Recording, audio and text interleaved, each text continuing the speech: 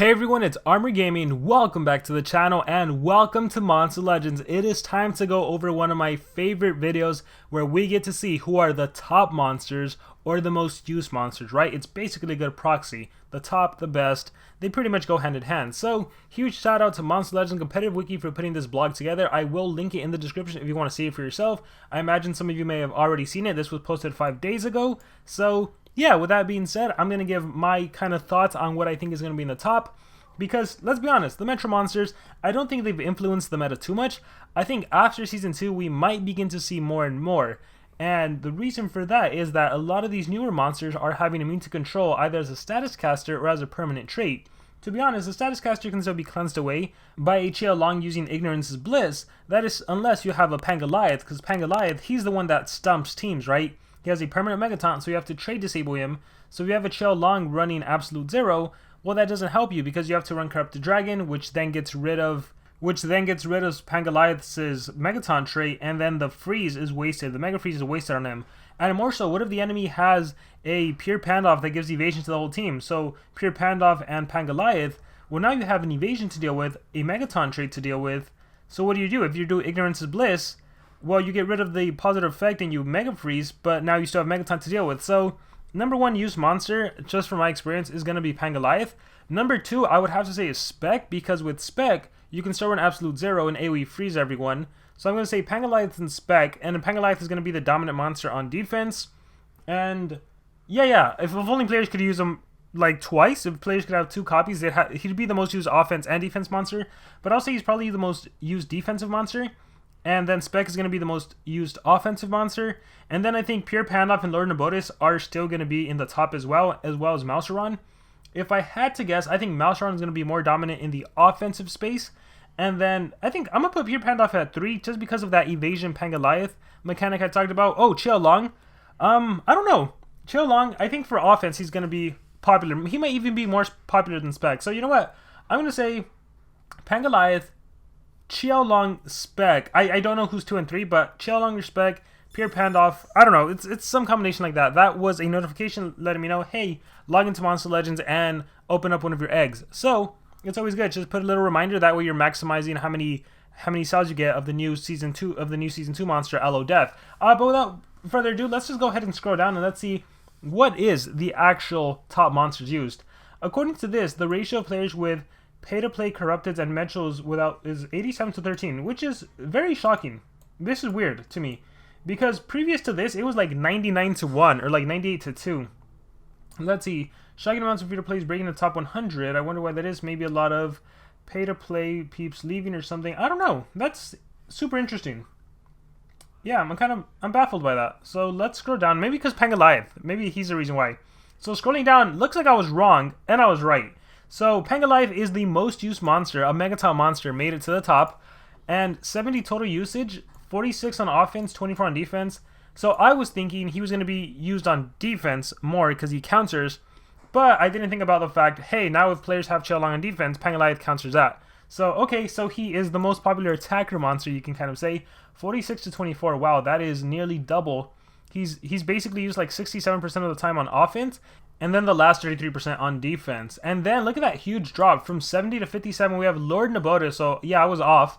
Lord Nabotis is 18 and 39, mostly used on defense. Keep in mind, you do have the elemental advantage against Pangalife, so you do have that going for you. And then you have Spec. So Spec is at 40, 13, and 53 total. So Spec definitely fell off from being the number 1 at once. Actually, Lord Nabotis and Spec battled it out for number 1 at first.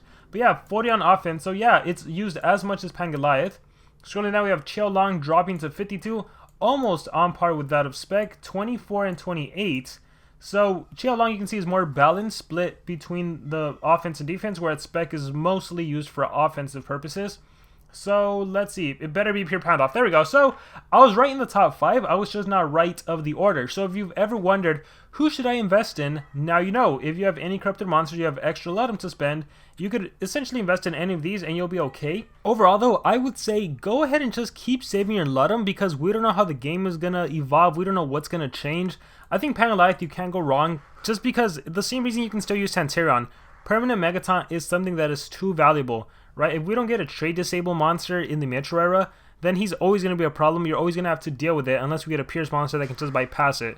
So even though we're getting a Megaton Earth monster, I think Pangalife might still remain in the top for quite a while. Lord Nabotis, I mean, overall they're good monsters. The Pierce mechanic is always going to be powerful, so if I had to choose two, I would say Pangalife and Spec. I still haven't ranked out my Spec. Lord Nabotis, as cool as it is to have anticipation and everything, I don't know. I feel like eventually we'll start dying off. These two monsters have a really fantastic skill set. I think you could always place them in situations, especially for wars. You'll always be able to turn transfer and stuff. But I think you can't go wrong with mechanics. So Spec and Permanent Megatons, I mean, that's just too powerful. But yeah, you can't go wrong with any of them. But overall, save your Ludum or do what you want for you. Everyone's account is different. Moving down to the Toughies, we only have two monsters. Wow. Mojack and Mouseron. Oh, you know what I realized? I think I said Mouseron was in the top 5. Oh, no, but then I think I changed it because I forgot about Xiaolong. But yeah, Mojack is in 6th place, and Mouseron is... Actually, they're tied. Yeah, they're tied. 25, 7 and 18, 13 and 2. So Mouseron just dropped significantly. So here, let me go back to this. So 87. Maybe that's because this is a free-to-play monster. This is a free-to-play monster. This was a free-to-play monster. And this was a free-to-play monster. Okay, so it's like half-half. Learn about it. I would say not really needed. It's because I would say the main monsters, Pangalife, Spec, right? 46 on offense, 40 on, or yeah, 46 on offense, 40 on defense. Yeah, I would say 28 on offense. Maybe that's why there's a lot of the free-to-play community, or a higher number of the free-to-play community in the top 100, because the main monsters, some of the most powerful monsters, were free-to-play obtainable. But let us go down. So we have Mojack and we have Mouseron. We have Jakuna High, of course, with Dodge Area. We have Bloomeria. This is probably my favorite anticipation monster. So awesome for the bounty hunt as well. You attack, you get double damage. You attack again.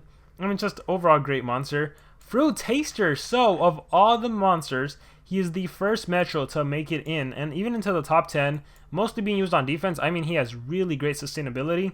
Life regen, 30% heal, 30% drain. I mean, he's fantastic. I can definitely see him. Plus, he was a team race monster, let's be honest. It's always a team race monster that's going to jump up. And who did we get for Season 1? Malarian. You don't really need him as an attacker when you have access to like a Spec or Lord Nabotis. And who was the... Syntheris was a top monster, so if anything, Syntheris might have been able to replace Mojack, but with the talents we have now, there's nothing really... Well, no, you have Kevlar Vest, but you would have to invest in Syntheris, get it all the way to rank 5. Face Shield for survivability. Maybe you could replace a Mojack with the Syntheris. You can't revive, but hey, you have Face Shield for sustainability. Alright, let's see what else we have. So, Ingwe, 5712, and look at that, Santarion, once again, going back to the idea that Permanent Megatons is here to stay. So, we have Santarion, a legendary monster. We have Shelly, 3912. We have Hammergron, a Megaton monster. Are you seeing a pattern here? It's Megaton that always lasts. Megaton, scrolling Megaton. Megaton is here to stay. Meltius, Artifact Monster, Cruel Electric, Artifact Monster Attacker, Kadokage, Anticipation. So it's all about the traits. We got Stock Killer at 639, Lindworm, Churn Transferring. We have a Dodge Area Monster. It always goes down to the traits, All-In Fanatic. And look, we got Secret Import, the exclusive Bounty Hunt monster that could hit pretty hard. Although I prefer Malarian myself, but he's immune to control. So once again, like you don't have to worry about a Xiaolong with Absolute Zero, or even a Spec with Absolute Zero. You will not get frozen, and then you can hit hard. Raijin, he can provide some buffs like triple damage, double damage, sustainability, protection to your team, damage mirror, or skill mirror. I think it's, yeah, skill mirror. Bombeta, Megataunt, Master Rat, surprising, maybe for buffing and cleansing. Crowd Crawler, Megataunt. There's Malarian, 224. Algata, triple damage buff. Daedalus, another Megaton monster. How many Megaton monsters have we gone over? This is Artifact Monster, Anticipation Monster. See? Same themes. Pandakin, I'm honestly surprised by this. Armor Claw, honestly surprised by this. Shout out to the 3 players using Armor Claw.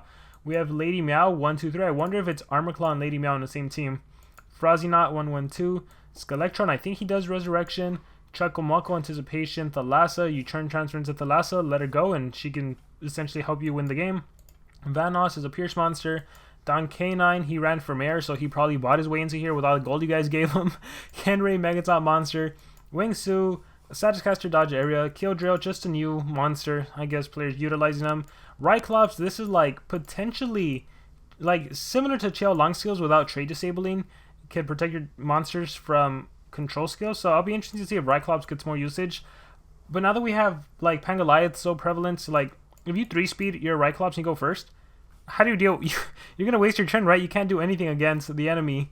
So I don't know. We'll see whether or not usage actually increases. For Wars, I think it's a phenomenal monster. We have Dark Uma, we have Viatrix, Dodge Area, and Taunt. So again, we see the same pattern over and over again. And then these are monsters that just got one usage. There's a Syntheris right there. There's a Malfetor right there. Let us scroll down. And then we just have some troll monsters, if anything. Yeah, so that is it, guys. So with that being said, these are the top monsters in Monster Legends, or the most used monsters, whatever you want to call it. Huge shout out to Monster Legends Competitive Wiki for putting this together. If you guys have any questions, any comments, let me know in the comments below. I'm super eager to hear what you guys think about these top monsters, and more importantly, how do you think it's going to change after Season 2? Thank you guys very much, and remember to subscribe.